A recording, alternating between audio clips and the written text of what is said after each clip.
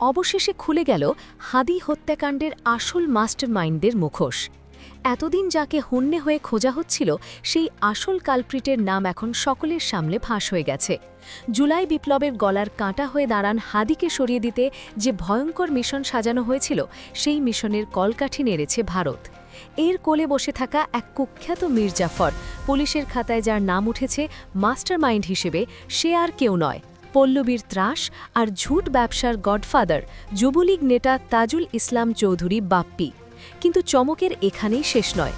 হাদিকে খুন করে খুনিদের দেশ ছাড়া করতে বাপ্পি যে ভয়ঙ্কর প্ল্যান সাজিয়েছিল তা জানলে পায়ের নিচ থেকে মাটি সরে যাবে যে কারোই। মাত্র ৫,০০০ টাকায় কিভাবে বিক্রি হলো দেশের সীমান্ত, আর কিভাবে ভারতের ইশারায় পার হয়ে গেল খুনিরা, তা শুনলে আপনার রক্ত টকবক করে ফুটবে। মঙ্গলবার ৬ জানুয়ারি মিন্টু রোডের মিডিয়া সেন্টারে এক সংবাদ সম্মেলনে ডিএমপির ডিবি প্রধান মো শফিকুল ইসলাম এই বোমা ফাটান। তিনি সাফ জানিয়ে দেন, ইনকলাব মঞ্চের মুখপাত্র শহীদ শরীফ উসমান বিন হাদিকে রাজনৈতিক প্রতিহিংসার কারণেই হত্যা করা হয়েছে, আর এই হত্যার নির্দেশদাতা ছিলেন পল্লবীর সেই কুখ্যাত ত্রাস তাজুল ইসলাম চৌধুরী বাপ্পি।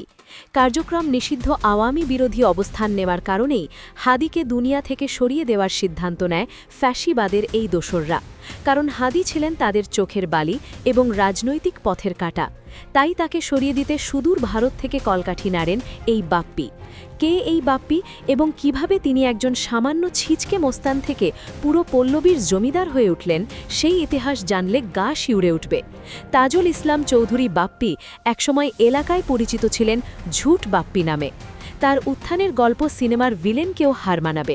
তার বাবা মন্টু ছিলেন মিরপুর পল্লবীর ঝুট ব্যবসার নিয়ন্ত্রক। ২০০৯ সালের ২৬ মে প্রতিপক্ষ সন্ত্রাসী গ্রুপের গুলিতে তার বাবা মন্টু নিহত হন। বাবার মৃত্যুর পর মাত্র ২৬ বছর বয়সেই বাপ্পি মিরপুর ও পল্লবী থানা এলাকার অপরাধ জগতের নিয়ন্ত্রণ নিজের হাতে তুলে নেন। হারুন নেট ও স্নোটেক্স বা আইপিএলের মতো বড় বড় গার্মেন্টসের ঝুট ব্যবসার একচ্ছত্র আধিপত্য চলে আসে তার হাতে। শুধু তাই নয়, ঝুট ব্যবসার আড়ালে তিনি গড়ে তোলেন এক বিশাল সন্ত্রাসী বাহিনী। এরপর আর পেছনে ফিরে তাকাতে হয়নি তাকে। ২০১২ সালে ওয়ার্ড যুবলীগের সাধারণ সম্পাদক এবং ২০১৪ সালে পল্লবী থানা যুবলীগের সভাপতির পদ বাগিয়ে নিয়ে তিনি হয়ে ওঠেন ধরাছোঁয়ার বাইরে এক ক্ষমতাধর ব্যক্তি। ক্ষমতার দাপটে বাপ্পি এতটাই বেপরোয়া হয়ে উঠেছিলেন যে তাকে ডাকা হতো পল্লবীর জমিদার বলেন। পরিবহন সেক্টর থেকে শুরু করে ডিস ব্যবসা, ইন্টারনেট ব্যবসা, ফুটপাত, এমনকি অস্থায়ী বাজার থেকেও তিনি নিয়মিত চাঁদা তুলছেন। তার এই চাঁদাবাজি রাজত্বে কেউ টু শব্দটি করার সাহস পেত না। ২০২০ সালে পল্লবী থানায় বোমা বিস্ফোরণ মামলার চার্জশিটভুক্ত আসামি ছিলেন এবি। শোভিক ক্যাসিনো বিরোধী অভিযানের সময়ও তার নাম জোরসোরে শোনা গিয়েছিল। এরপরে তার সম্পত্তির হিসাব তলব করেছিল দুদক। কিন্তু টাকার গরমে এবং রাজনৈতিক প্রভাবে তিনি সব সময় পার পেয়ে গেছেন। গত ২৪ জুলাই আন্দোলনে ছাত্র জনতার ওপর হামলা ও হত্যাকাণ্ডের একাধিক মামলার আসামি হয়েও তিনি ছিলেন ধরাছোঁয়ার বাইরে। গত ৫ই অগস্ট শেখ হাসিনা সরকারের পতনের পর যখন দেশের মানুষ মুক্তির স্বাদ পাচ্ছিল, ঠিক তখনই এই মীর জাফর লেজ গুটিয়ে পালিয়ে যান ভারতে। ভারতে পালিয়ে গিয়েও থামেননি বাপ্পি। সেখানে বসে তিনি দেশের বিরুদ্ধে একের পর এক ষড়যন্ত্রের জাল বুনে চলেছেন। ভারতের মাটিতে বসে তিনি বাংলাদেশে অস্থিরতা তৈরির নীল নকশা বাস্তবায়ন করছেন। আর সেই নকশায় প্রথম বলি হতে হল তরুণ নেতা ওসমান হাদিকে। হত্যার পরিকল্পনা থেকে শুরু করে খুনিদের পালানোর রাস্তা পর্যন্ত সবকিছুই তিনি নিয়ন্ত্রণ করছেন ভারত থেকে। এই হত্যাকাণ্ডের পর খুনিদের দেশ থেকে বের করে দেওয়ার যে প্রক্রিয়া তিনি সাজিয়েছিলেন, তা শুনলে দেশের নিরাপত্তা ব্যবস্থা নিয়ে হাজারো প্রশ্ন জাগবে। কিভাবে এত বড় একটা অপরাধ করে খুনিরা সবার চোখের সামনে দিয়ে হাওয়া হয়ে গেল, তা জানলে অবাক হতে হয়। হাদিকে হত্যার ঘটনাটি ছিল একটি প্রি অ্যারেঞ্জড এসকেপ প্ল্যান বা আগে থেকে ঠিক করা পালানোর ছক। খুনিরা জানত যে কাজ শেষ করার পর তাদের জন্য পালানোর রাস্তা তৈরি আছে, আর এই রাস্তা তৈরি করেছিলেন স্বয়ং বাপ্পি। ভারতের মাটিতে বসে বাপ্পি সরাসরি ময়মনসিংহের হালুয়াঘাট সীমান্তের ফিলিপস নামে এক দালালকে ফোন করেন। বাপ্পি প্রথমে ফিলিপকে পাচ্ছিলেন না। তখন তিনি ঢাকায় থাকা তার ভগ্নিপতি আমিরুল ইসলামকে ফোন করেন। আমিনুল ইসলাম থাকেন মিরপুরে এবং তিনি নিজেও চোরাই মোবাইল কেনাবেচার সিন্ডিকেটের সঙ্গে জড়িত। বাপ্পি তার ভগ্নিপতিকে মিলিটারি কায়দায় নির্দেশ দেন যে ২ জন লোক আছে এবং আজ রাতেই তাদের বর্ডার পার করতে হবে, কোনো প্রশ্ন করা যাবে না। সবচেয়ে অবিশ্বাস্য এবং লজ্জাজনক বিষয়টি হল এই পুরো অপারেশনের খরচ মাত্র ৫,০০০ টাকা। এরপরে বাপ্পির নির্দেশে আমিনুল দালাল ফিলিপকে মাত্র ৫,০০০ টাকা পাঠান। হ্যাঁ, মাত্র ৫,০০০ টাকা। ঢাকার বুকে একজন হাই প্রোফাইল রাজনৈতিক নেতাকে হত্যা করে দেশ থেকে পালিয়ে যাওয়ার খরচ একটি সাধারণ স্মার্টফোনের দামের চেয়ে কম। মাত্র ৫,০০০ টাকার বিনিময়ে দেশের সীমান্তরক্ষী বা সংশ্লিষ্ট দালালরা দেশের নিরাপত্তাকে বিক্রি করে দিয়েছে। এই ঘটনা প্রমাণ করে যে আমাদের সীমান্ত ব্যবস্থা কতটা নড়বড়ে এবং তা কার কাছে কতটা জিম্মি। ভারতের বর্ডার যেন এখন অপরাধের জন্য মামাবাড়ির আবদার হয়ে গেছে। টাকা দিলেই সেখানে ঢোকা যায় এবং বের হওয়া যায়। বাপি ভারত থেকে বসে এই নেটওয়ার্ক ব্যবহার করে তার পেটোয়া বাহিনীর নিরাপদে সরিয়ে নিচ্ছেন। আর এই পালানোর ঘটনা কোনো সাধারণ ঘটনা নয়, এটি একটি ট্রান্সন্যাশনাল ক্রিমিনাল অপারেশন।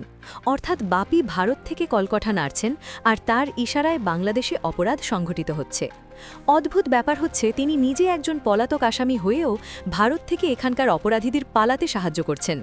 এর মানে হল ভারতের মাটিতে বসে তিনি বাংলাদেশের অভ্যন্তরে অস্থিরতা তৈরির এজেন্ডা বাস্তবায়ন করছেন। হাসিনাকে আশ্রয় দেওয়ার পর থেকে ভারত যে বাংলাদেশের বিরুদ্ধে ষড়যন্ত্রের আখাড়ায় পরিণত হয়েছে তা এই ঘটনায় আরও একবার প্রমাণিত হল। বা ভারতীয় গোয়েন্দা সংস্থার সহযোগিতা ছাড়া এত সহজে একজন পলাতক আসামি ভারত থেকে বসে এমন অপারেশন চালাতে পারে না বলে মনে করছেন বিশ্লেষকরা। মাত্র ৫,০০০ টাকায় সীমান্ত পার করে দেওয়া এই ঘটনা আমাদের চোখে আঙুল দিয়ে দেখিয়ে দিচ্ছে যে ফ্যাসিবাদের দোসররা এখনও কতটা সক্রিয় এবং শক্তিশালী।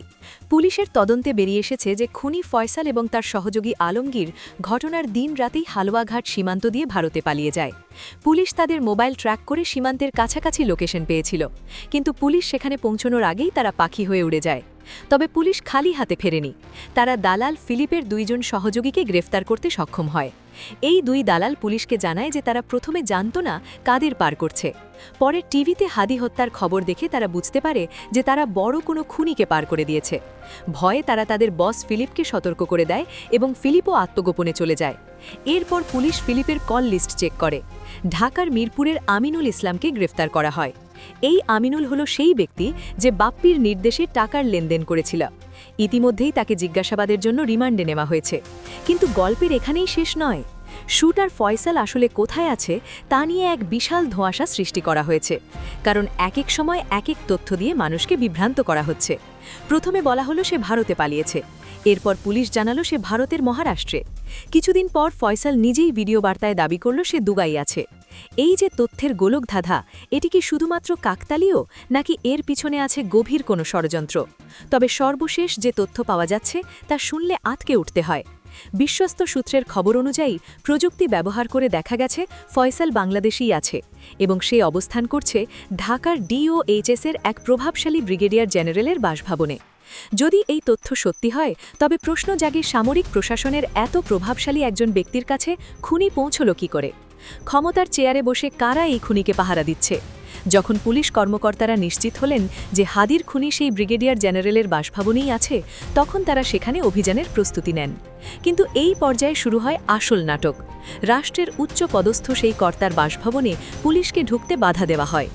উপরতলা থেকে খুনির ভেতরে আছে জানার পরও প্রশাসন তাকে ধরতে পারেনি, কারণ উপরতলার নির্দেশ ছিল নো এন্ট্রি।